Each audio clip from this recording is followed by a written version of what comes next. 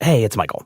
Today, our coverage of the year in arts and in culture continues with guest host Melissa Kirsch speaking to Times critics, reporters, and editors. Take a listen. I think you're going to like it.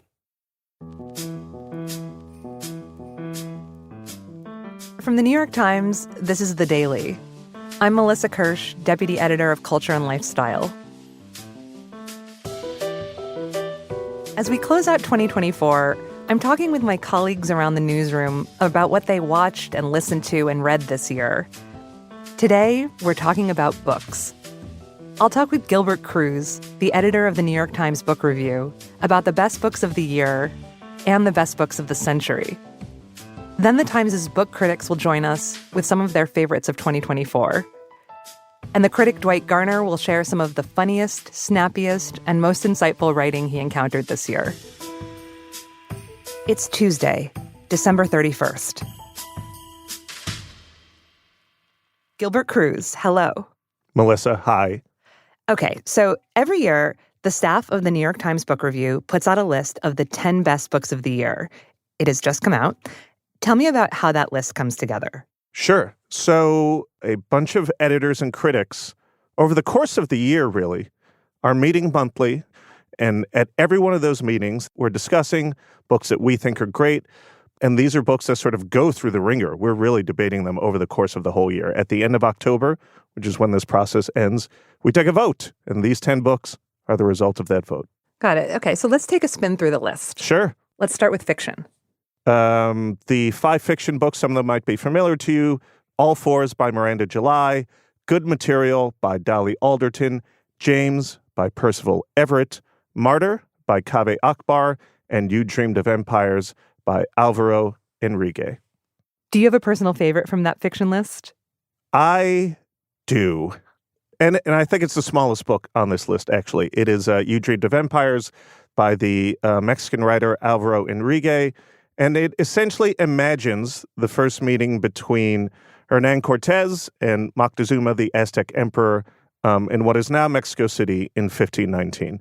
It is an imaginative, sort of psychedelic look at what that encounter might have been like. It's very funny. It's very sort of descriptively written, like there are smells and sights that pop off the page. And again, it's slim, and that's important when you're reading a lot of books over the course of a year. Right. What about the nonfiction list? What books are on there? Sure. So nonfiction is a mix of biography, history. We have stuff like Reagan by Max Boot. It's about Ronald Reagan.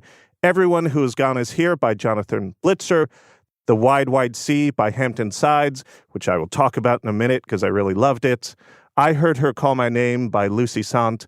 And then Cold Crematorium by Yosef Debreceni.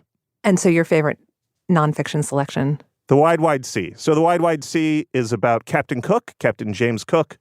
It's about his third and final voyage. He was sent in the year 1776, a year that we're all very familiar with, to the South Pacific to return a Polynesian man to his home island in the South Pacific. He was also sent to try to find the Northwest Passage, which is something that many explorers were looking for. It was not accessible at the time. And then something bad happened to him. He died. That is bad. That is bad. And I love this book so much because I just love tales set on the high seas. I love books about what it's like to be on a big boat with big sails, drinking grog, possibly getting scurvy, and not knowing what you're going to encounter the next day. I would love to read about possibly getting scurvy. So those are the best books of the year. But I want to talk to you about another project the book review tackled this year. You put out a list of the best books of the 21st century so far. How does one determine the best books of the last 25 years? Well, the secret is that one does not. One relies on many other people. We decided to take advantage of the fact that we have access to thousands of authors who write reviews for us all the time and sort of lean on their expertise. These are all people that are extremely well-read. So we sent a survey out to 1,200 or so people. A lot of them were authors. You know, Stephen King, Bonnie Garmis, Curtis Sittenfeld, R.L. Stine. Then we had editors in the publishing industry, people that own bookstores, librarians, famous people who read a lot of books, like Sarah Jessica Parker. We asked them what their 10 best books published in English since January 1st, 2000 were. We didn't define best for them at all. We got back their responses, we added them all up, and we published a list of 100, which is a lot of books, to be fair. So it seems to me that if you're looking for a book to read, you could do a lot worse than to start with the number one book on the list, which is My Brilliant Friend by Elena Ferrante. My Brilliant Friend is it's a book in translation. It's translated by Ann Goldstein, and it's the first in a 4-book series that we now refer to as the Neapolitan Quartet. The first book is about 2 young girls growing up in post-war Italy in the 1950s. And why do you think this book emerged as the number one book of the 21st century? Well, so I don't know if you can cast your mind back to the time when like Ferrante fever was sweeping the literary world. I can. These books were coming out and people were obsessed with them. And I think something that is undeniable about these books for people who love them is that they capture female friendship in a way that is truly unique in 21st century literature. There is something sort of realistic about the way that these 2 young girls, and they grow up over the course of these 4 books, come together and pull apart and love each other and hate each other. It is, I think the first book takes a while to get into, but once you get into it, if you connect with it, you sort of just want to keep reading all 4 books. Yeah, everyone I know loves these books. Mm-hmm. So were there any surprises on the list? Absolutely. There's a book that came in at number 6, 2666, by the Chilean writer Roberto Bolaño. And it is one of these massive, slightly impenetrable literary works, partly having to do with the murder of hundreds of women in Mexico and partly to do with lots of other stuff. The fact that it came in so high was surprising to me. There was a book that came in at number 8 called Austerlitz by W.G. Sebald, which is a book about a young man in mid-century Europe, sort of lusciously and beautifully written novel. This book came out in 2001. It was one of the oldest books on the list. And I don't know that it's particularly well-known these days. I was surprised by how high it placed. The list has a feature where you can check off the books that you've read, and at the end, it gives you a tally, like a score of how conscientious a reader you've been. Mm-hmm. So when this list was originally published over the summer, there were a lot of people online bragging about how many of the books they'd read. Yeah. But some of us were a little surprised at how low our number was. I was wondering what you would say to somebody who was feeling perhaps a little bit sheepish about how few of these books they'd read.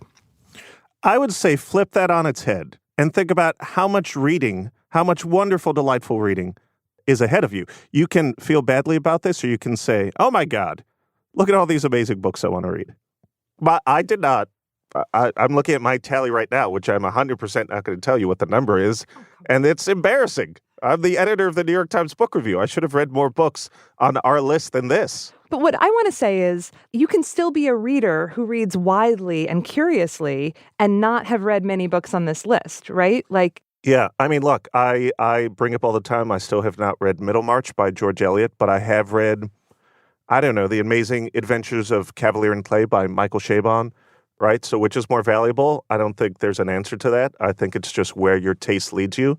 And I will say, if you look at this list of 100 and you see only 1 or 2 books that you want to read that you've never read before, then we succeeded. We did this whole thing, and we found one book for you, the right book for you. Success. Did you find a book on this list that you ended up really loving? Absolutely. The one that stuck with me above all is Lincoln in the Bardo by George Saunders, a beautiful book, a book I should have read a long time ago. And it's a book that imagines Abraham Lincoln going to the cemetery where his son has been interred, and he is surrounded by a cacophony of voices, all these ghosts in the cemetery. And it was just so moving, so beautiful, so odd and bizarre in its own way. I was like, everyone needs to read this immediately. I did. I fell in love with it. Oh, how I love George Saunders. Me too. So on that note, we're going to take a break. And when we come back, we're going to hear from some of your book review colleagues about the best books they read this year. I can't wait to hear that. Thank you so much for being here, Gilbert. Melissa, thank you for having me on. We'll be right back.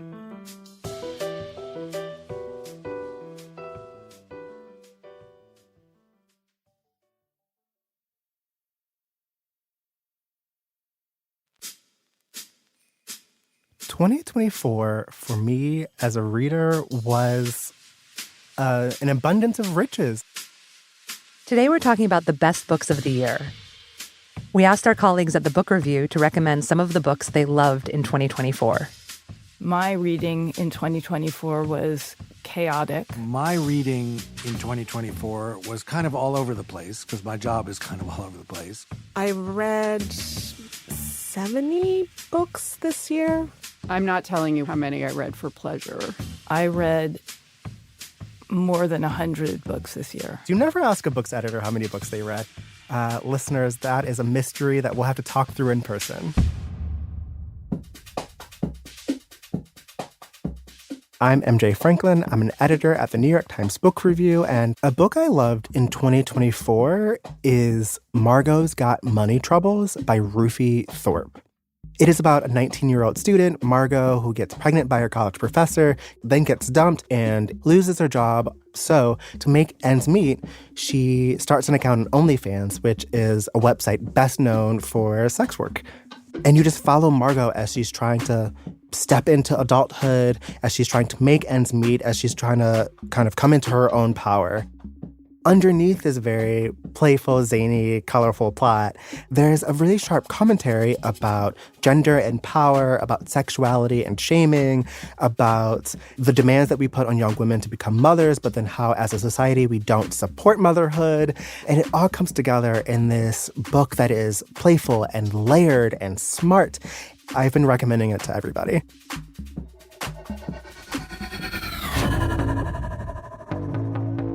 Hi, I'm Jennifer Salai, and I'm the nonfiction book critic for the New York Times Book Review. And a book I loved in 2024 was When the Clock Broke, Con Men, Conspiracists, and How America Cracked Up in the Early 1990s by John Gans. As somebody who grew up in the 1990s, I had this idea of what the 1990s was. It was about Bill Clinton. It was about the end of the Cold War. There was a sense of just sort of this bland consensus that was coalescing around the middle.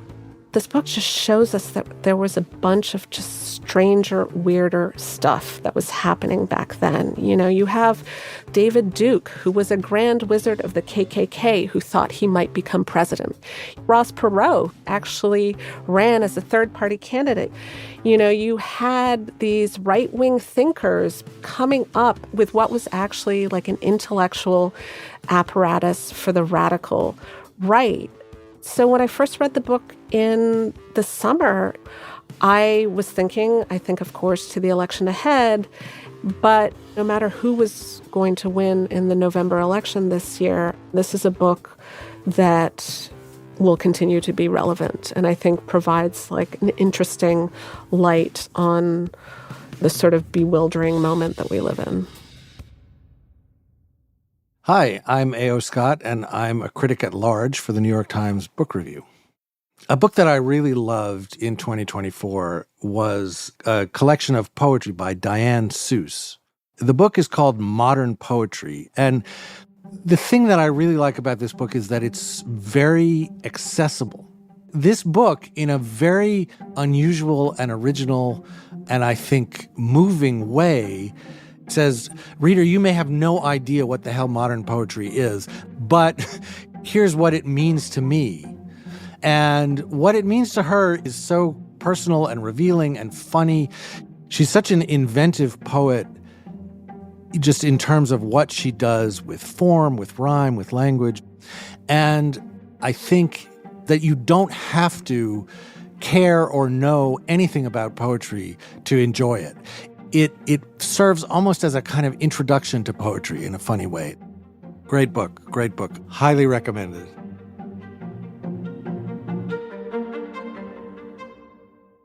Hi, I'm Sarah Lyle, And among other things, I'm the thrillers columnist for the New York Times Book Review. And a book I loved in 2024 was The Hunter by Tana French. It's a mystery set in rural Ireland. A previous resident of this small community suddenly returns with a get-rich-quick scheme that upends everything and leads to calamities both small and large. A lot of thrillers really rise and fall on plot.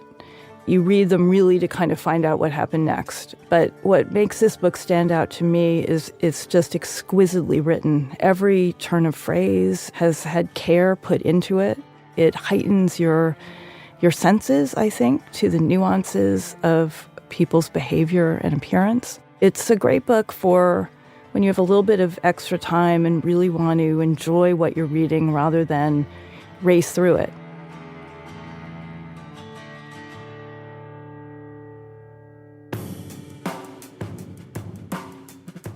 I'm Alexandra Jacobs, and I'm a critic for the New York Times Book Review. And a book I loved in 2024 was Candy Darling, Dreamer, Icon, Superstar by Cynthia Carr. Candy Darling is a biography of the transgender pioneer and Andy Warhol intimate who lived only till 29 but had a sort of blazing, event-filled life. This is someone who was radical in her very existence. At an extremely conformist time in America, she was insisting on not only going through life as a woman, but as a star. And, you know, I think this book did her justice. It showed the beauty of her gorgeous, challenging, ironic, sardonic life. It's just a sparkling book. It sparkles, like Candy Darling would wish.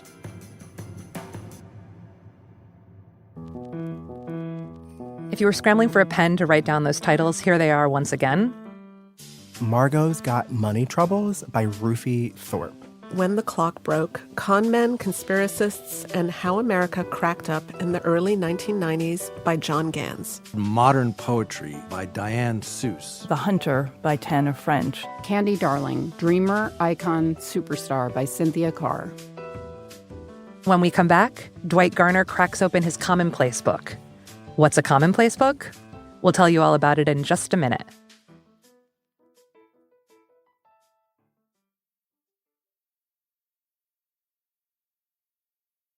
My colleague Dwight Garner is a book critic at the Times, and he's also a kind of literary scavenger. As he reads, he collects sentences that move him, and he keeps them all in one huge document. This practice actually has a name. It's called keeping a commonplace book. And Dwight is here today to talk about his commonplace book. Dwight, hello. Thank you for being here. Thank you. Okay, let's start with the basics. Explain the concept of a commonplace book. Well, it's a book of quotes and lines and aphorisms. Often they're philosophical or they're humorous or they're literary. And normally they're kept by one person. It's just, humans have had a written language for 5,000 years. And during most of that time, people have written down or kept in some form observations and bits of books that really appealed to them and stuck with them. And commonplace books have been around forever. I mean, Thomas Jefferson kept a famous one, and so did Virginia Woolf, so did W.H. Auden. And it's just a place to keep track of things that meant something to you while you're reading a book. And talk about, what spurred you to start writing down snippets that jumped out at you while you were reading?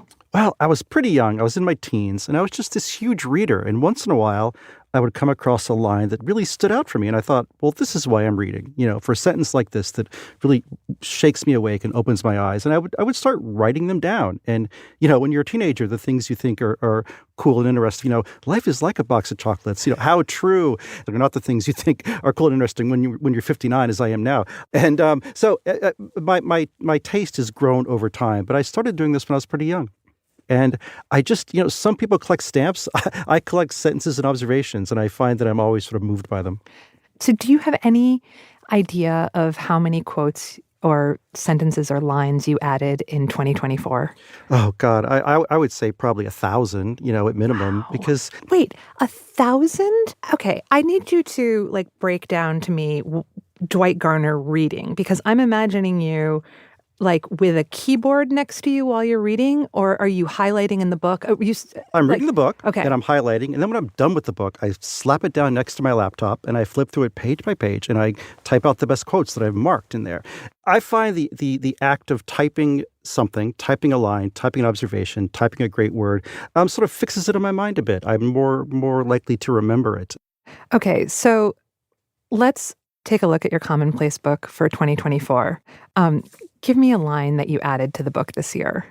One of my favorite books this year was Sheila Heti's Alphabetical Diaries. You know, Heti is a really talented young Canadian novelist, and she had a nifty idea. She printed her journals, her diaries, in alphabetical order, so the sentences all just run from A to Z.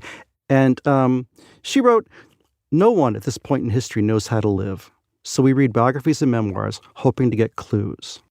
And I love that line, not because it's funny, but because it's the reason I think I started reading. You know, once upon a time in America, before Netflix, before the internet, fiction was where we went to get news about how other people lived, you know, food-wise, sex-wise, relationships, marriages. That's where news was delivered. And it's not so true anymore, but for me, it still is. And I look for novels to sort of understand why we're here, A, and B, to understand how can I live better? I mean, just, you know, what lessons do you have, Sheila Heti, for me? And she tends to have a lot.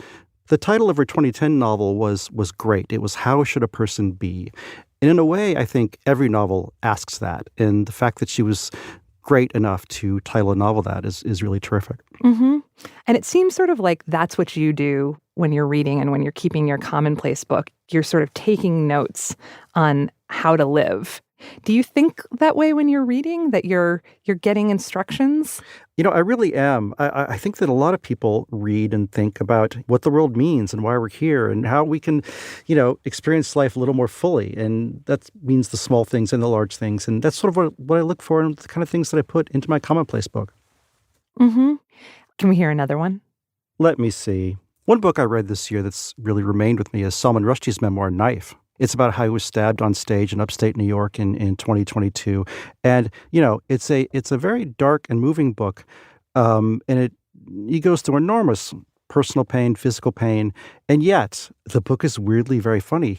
As he was being stabbed, he found himself thinking, oh no, my Ralph Lauren suit. You know, he laughs about the fact that his surgeon's name was James Beard, you know, like the chef and cookbook writer. He writes, "Dear reader, never get a catheter." He wrote that his attacker looked like Novak Djokovic, the tennis player. He wrote that on the upside, he lost 55 pounds and his snoring and asthma improved. Did it strike you while you were reading the Salman Rushdie book that, like, because his sense of humor was intact, like his vitality was intact? Yes, it was a sign of his sanity. You know, you felt, Salman, you're still with us, you know. And he, you know, sometimes in his work, his humor fails him a bit, at least in recent years. So it was great to see him in his full glory in this recent memoir. Mm-hmm. All right, let's hear another one. This is from Honor Levy's book, My First Book. He was giving Knight Errant, Organ Meat Eater, Byronic Hero, Haplogroup R1b. She was giving Damsel in Distress, Pill Popper Pixie Dream Girl, Haplogroup K. He was in his Fall of Rome era. She was serving sixth and final mass extinction event realness. His face was a marble statue. Her face was an anime waifu. They scrolled into each other. Okay, Dwight, can you explain to me what any of that means? Well, we're talking about two young people who are texting and using emojis. And in reality, what these characters are, they're just kids. And this is the dance of their courtship in a way online, their mini courtship. Mm-hmm. It's a book largely about, you know, kids being online, young people being online, and what that feels like now to be sort of almost permanently online. And a lot of the sentences, she's so up to date on the language and the lingo that half the time you barely understand what she's saying. I had to run to the dictionary, or at least to Google, several times to sort of understand what she was saying. And the more you learn, the more you like it, because she's just has a way, you feel like you're reading Ann Beatty about hippies in the early 70s, reading Honor Levy on these young kids online now. There is something pleasurable about spending time in that sort of like in an unfamiliar world and steeping oneself in the lingo of that world. Yeah, it's just, and we're all there, right? We all are online like half the time. And yet you find a writer who can really describe it, who can really get you there. And that's what writing does for us. It's the thing where things you felt, but never had anyone just nail it down, just to get it right. And you say, holy cow, that's good writing. That's the kind of thing I want in my commonplace book. Dwight, this has been fascinating. Thank you for letting us peer inside your commonplace book. Oh, what fun. Thank you.